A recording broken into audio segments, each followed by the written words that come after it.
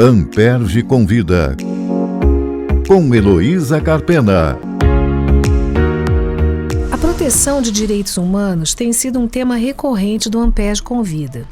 Primeiro falamos sobre o sistema internacional, que foi o nosso primeiro episódio, depois sobre o papel das empresas na salvaguarda desses direitos. Se você não ouviu, vá lá conferir. E hoje voltamos ao assunto, mas numa nova perspectiva, mais institucional.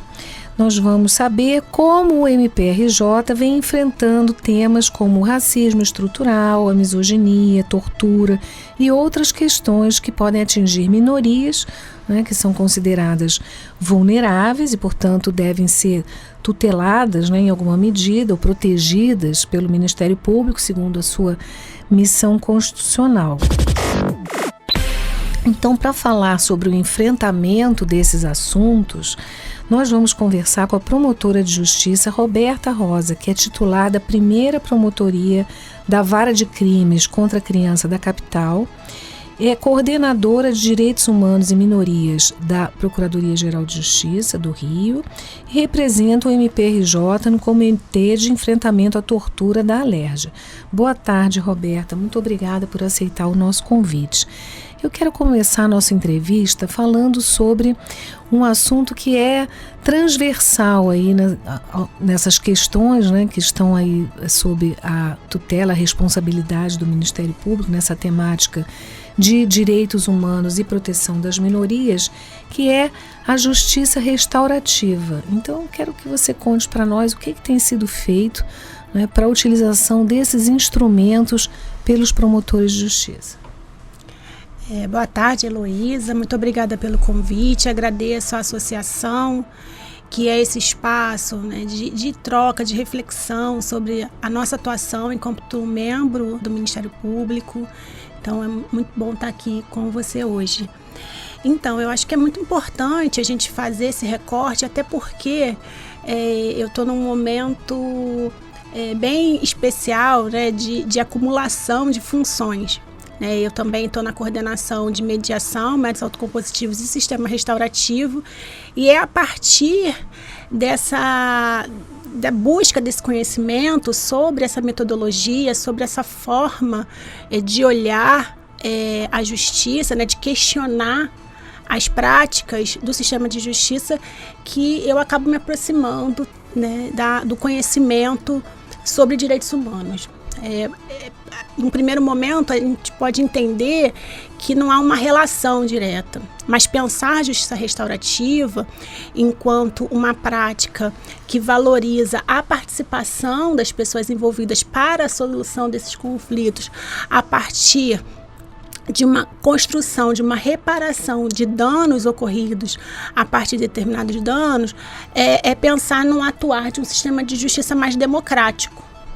E quando nós olhamos a Constituição e nos reconectamos com o conceito da missão constitucional estabelecida para o Ministério Público, para os membros do Ministério Público, é muito evidente a necessidade da defesa da democracia, da defesa dos interesses, né, da proteção, de salvaguardar, de garantir direitos. Então, quando a gente propõe uma coordenação, uma atuação que tem esse viés de atuação restaurativo, a gente precisa necessariamente passar por uma escuta, passar por um fomento a uma participação que tenha uma perspectiva de reparação das questões passadas, mas também de uma busca de uma não repetição dessas mesmas violações que levam aquela situação ao nosso conhecimento. Então, a gente tem uma ideia de reparação dos danos, uma ideia de participação dos envolvidos, de todos os envolvidos. Das vítimas, eventualmente. Das vítimas, né? Dos autores também, porque eu acho que é interessante até um olhar que há de um certo equívoco que a gente percebe quando a gente, tanto no que diz respeito aos direitos humanos, por isso que eu falo que tem uma relação muito próxima, pensar a justiça restaurativa e falar de direitos humanos, porque as pessoas entendem como uma certa benevolência por autor do fato. Mas esse autor do fato, esse acusado, essa pessoa, né, que transgrediu uma lei, ele, no sistema atual, ele é receptor. da condenação, ele é receptor de uma absolvição. E quando nós tratamos de justiça restaurativa, ele também é agente, ele também é partícipe da construção dessa restauração. Então, essa atuação mais ativa é algo que a gente atua, né, que a gente propõe pela justiça restaurativa. Então você está falando de alguma coisa que acontece extrajudicialmente, né, fora do âmbito do judiciário. Então quais são esses instrumentos? Você lembra de um caso, assim, uma situação que possa ilustrar para o nosso público entender bem qual é a força desse instrumento? Sim, no Ministério Público do Rio de Janeiro, a gente atua sob duas vertentes, né, a justiça restaurativa, que a gente até prefere utilizar as práticas restaurativas, a nomenclatura, porque a justiça fica muito relacionado com o Poder Judiciário. E o Ministério Público, por excelência, é uma instituição que atua né, de forma mais resolutiva no extrajudicial, tendo a possibilidade de uma atuação, né, esgotada ali as possibilidades de uma atuação de judicialização da situação, mas a gente tem dentro, né, das nossas propostas de atuação, uma atuação que seja extrajudicial. Então a gente atua nos casos individuais, então a gente recebe muitas demandas, até por orientação do próprio Sistema Nacional de Socioeducação, a gente recebe muitas demandas da socioeducação, da justiça infracional, do adolescente, né, infrator, envolvendo o adolescente infrator. A gente atua em muitas situações nesse sentido, e a gente também trabalha através de projetos nessa perspectiva de fomento a uma cultura de paz, buscando uma atuação mais preventiva. Claro que tanto uma quanto a outra, ela tem uma perspectiva preventiva, porque, como eu disse, a gente busca a não repetição daqueles padrões que levam à prática delitiva. Contudo, num projeto que a gente desenvolve, não necessariamente há ocorrência de um dano para uma atuação, né, da nossa coordenação naquele contexto, seja de educação, seja de unidade socioeducativa. Então, o que a gente tem percebido, e como resultados positivos desse trabalho, as pessoas ficam até surpresas com um Ministério Público que propõe uma prática que é dialogal, que é uma prática em que elas vão poder participar. Não punitiva, né? Em casos, por exemplo, de violência contra a mulher, eu imagino. E a gente está falando de minorias, mas quando pensa na proteção da mulher, longe de ser uma minoria, né? Sim. Mas são casos que aparecem com frequência, né? Individuais e até situações de questões coletivas. Porque, na verdade, a gente tem alguns casos que a gente até está, né, num olhar bem cuidadoso em relação a práticas de racismo no ambiente escolar, por exemplo. Isso a gente teve agora uma experiência bem exitosa, porque a gente traz esse processo reflexivo sobre a prática, sobre a escuta do autor, que muitas das vezes vem com um discurso de minimização daquela conduta, de desconsideração. E um dos pressupostos para a gente adotar a prática, para a gente entender como possível a existência dessa prática, é o reconhecimento da conduta, né? Então, entre aspas, no sistema que a gente tem hoje, a confissão da conduta e o reconhecimento de que aquela conduta, ela causou um dano à vítima. Então, quando a gente percebe, e muitas das vezes a gente percebe, num discurso de um autor, de um ato, né, racista, de uma injúria racial, por exemplo, ele vai falar assim, mas foi brincadeira. Então, ele minimiza ele até reconhece que falou aquilo, mas ele não entende que aquela conduta causou um dano para aquela vítima. Então, isso, se há uma resistência, né, de se fazer esse processo reflexivo, a gente muitas das vezes paralisa o processo ali e não avança. Então, a gente precisa, como eu falei, de um atuar daquele autor, de um processo, um atuar que pode ser apenas uma reflexão, né, de uma compreensão das consequências da sua atitude, porque no processo tradicional, independente dele entender que ele fez ou não, dele fazer esse processo reflexivo ou não, a pena ela vai ser aplicada. Já está consumada. Então, do ponto de vista individual, essa pessoa também pode vir a assumir obrigações perante o Ministério Público, não é isso? Não é que vai sair passeando, ouvindo conselhos, não. É alguma coisa que é efetiva. E muitas das vezes... Qual é o tipo de recomendação ou de obrigação que as pessoas muitas das vezes é dolorida, assumem, né? Primeiro a gente vai pensar em obrigações que vão ser trazidas, né, de reparação, porque vai ter essa perspectiva de reparação, trazidas pela própria vítima.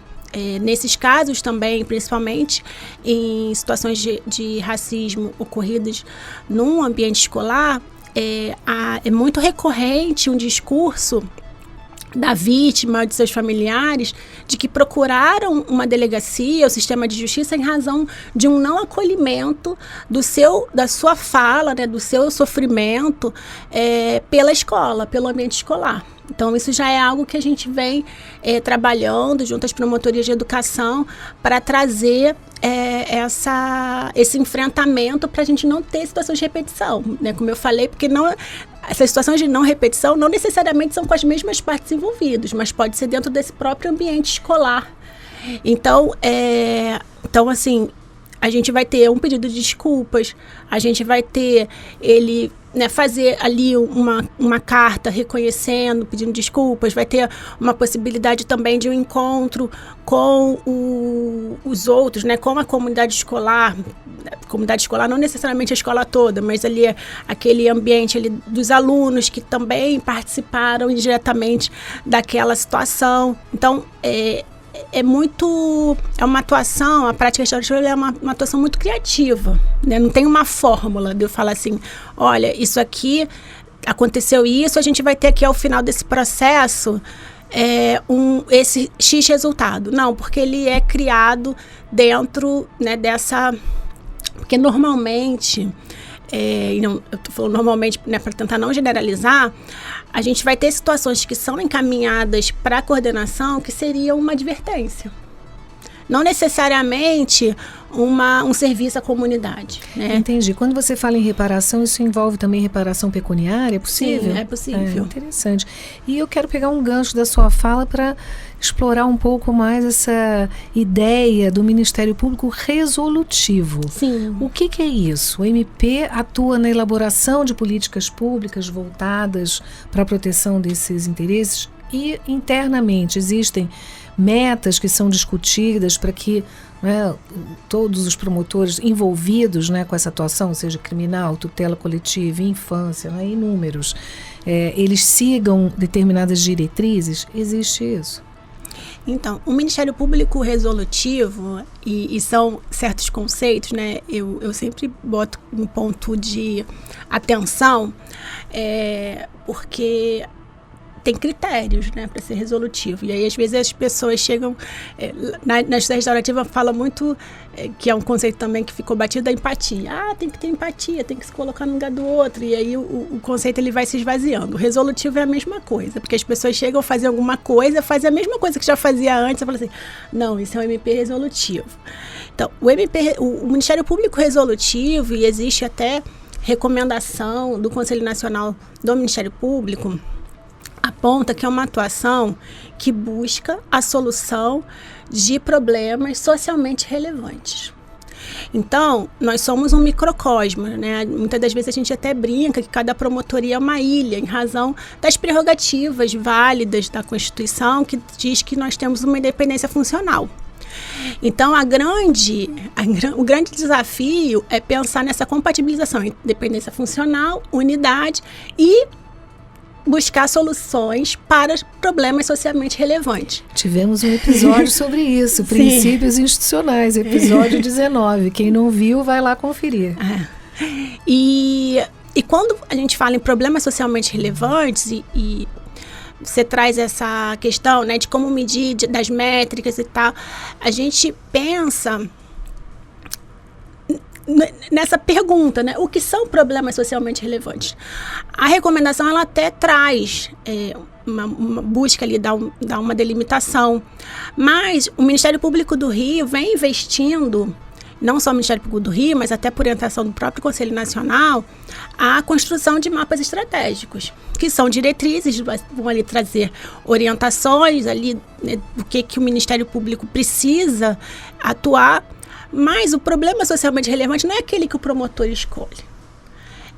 Quando a gente atua, né, quando nós atuamos na Coordenadoria de Direitos Humanos e Minorias, é um pouco com esse viés, é pensar qual é o problema socialmente relevante que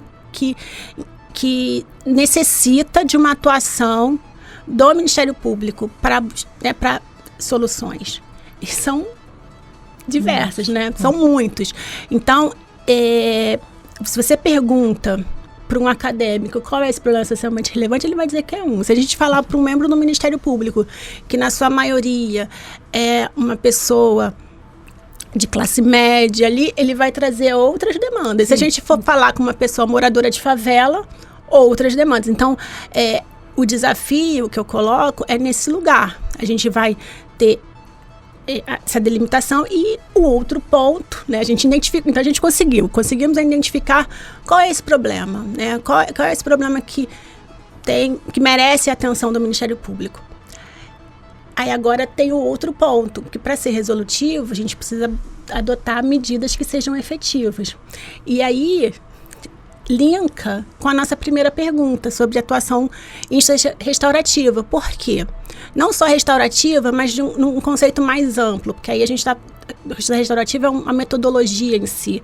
Aí agora a gente faz uma proposta de uma atuação que precisa ser dialogal, porque para a gente conseguir identificar o problema socialmente relevante e trazer uma solução e entender essa solução como efetiva, a gente precisa de novo retornar para aqueles mesmos atores envolvidos com aquele problema para dizer se foi efetivo ou não, porque não vai ser eu que vou falar assim, eu tenho esse problema aqui, identifiquei. Agora, a solução que eu entendo que é efetiva é essa. Eu, promotora, né, meu órgão de execução. Mas as pessoas que estão ali continuam, ou às vezes transformam, o problema vira outro, às vezes até aumenta, ou não é efetivo para ela. Então a gente precisa ter esse retorno, então a gente precisa ser um Ministério Público que dialoga. A gente precisa ser um Ministério Público que escuta, né? A gente precisa ter esses princípios, tanto da justiça restaurativa, quanto dos métodos negociais, para a gente poder, então, ter efetivamente um Ministério Público que seja resolutivo. Sim. Então, pensar. E aí eu faço tudo da minha cabeça e trago uma solução que pode até realmente dar uma amenizada no problema, mas que não traz as questões estruturais de fundo, não faz esse enfrentamento, né? Igual a gente pensar, né, numa goteira, que a gente bota ali algo que não seja efetivo e daqui a pouco o negócio estoura lá na frente. Então é um pouco nesse sentido que a gente precisa ter atenção para a gente não esgarçar, né? Não, antes mesmo da gente conseguir alcançar esse ideal de um Ministério Público resolutivo, que eu acho que é um ideal que deve ser perseguido, a gente ter um cuidado, né, quando nós nos afirmamos resolutivos. Sim, com certeza não é fácil eleger, né, essas questões, inclusive na própria sociedade, não há consensos sobre como enfrentar, por exemplo, os atos infracionais praticados por menores, né? Tivemos aqui no Rio de Janeiro há pouco tempo um exemplo disso. Então a sociedade ameaçada, né, ela também reage de maneiras diversas conforme o ponto de vista, né, das pessoas que estão ali envolvidas. Então é uma tarefa difícil. Agora, institucionalmente, vamos olhar para dentro de casa. O que tem sido feito para, em alguma medida, harmonizar essa atuação? Então, se há um fato como esse, né, que eu mencionei, controle dos meninos menores infratores ou possíveis infratores no ambiente ali social, a promotoria da infância envolvida, pode ter a promotoria da educação, a promotoria, não sei, criminal, há uma série de, né, colegas que vão atuar naquele mesmo caso, ou podem vir atuar naquele mesmo caso, sem falar em segundo grau o procurador. Então, a sua coordenação tem esse papel, né, de articular, né, a atuação desses vários atores. Como é que isso tem sido feito? Sim, você traz um exemplo que é muito interessante no sentido de que a atuação na infância, de uma maneira geral, no Ministério Público, é uma atuação que sempre foi de vanguarda, né? Sempre foi uma atuação diferenciada. E quando eu começo, na época, assessoria de direitos humanos, e questionando, fazendo esses questionamentos de como a gente podia pensar nesse aprimoramento, nessa compreensão dos direitos humanos dentro do Ministério Público, para mim ficou muito claro o motivo pelo qual essa atuação ela é diferenciada.